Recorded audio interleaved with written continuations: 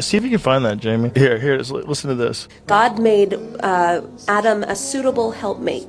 And he made that helpmate not because she's weaker, but because God has given men a capacity and a responsibility that women do not have. And we have to be honest about it. We can say he's not a man, he doesn't know how to lead, he doesn't whatever. There's still a capacity inside of him that God did not give us as women. And one of the biggest examples that I can give of that, imagine it's raining and you're in New York City. People start selling umbrellas on the street.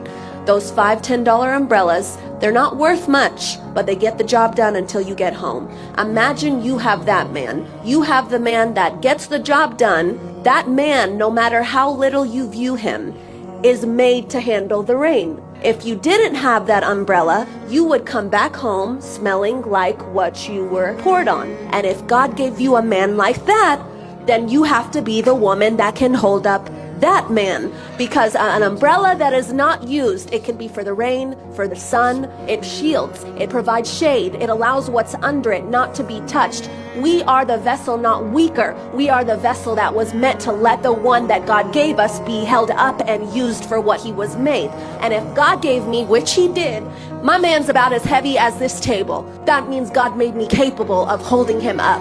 If my man is not doing what he was made to do, it's because I, as his wife, am not holding him up. One thing I will credit myself to is that that man can come and do what God has him to do, because on the back end, he is being held up and held down. If you think submission is because the man is doing what you believe is right for a man to do, then you've missed your assignment before God. God will bless your obedience as being a wife. Submission does not make you a weaker vessel. It just makes you the part of the machine that is needed to function, but entrusting somebody else's responsibility that's what they were made for, to do what God has made them to do. He is not going to submit to me the way I'm going to submit to him. That's not even biblical. If God has made the man the head of the house to love his wife as he is to love the church, God is going to hold him to a standard. God is also going to hold you to a standard. And it's not going to be dependent on, did you value him, or did you do right by him because he did right by you, or you did right by him because you did right by what God commanded you to do. You will see a dynamic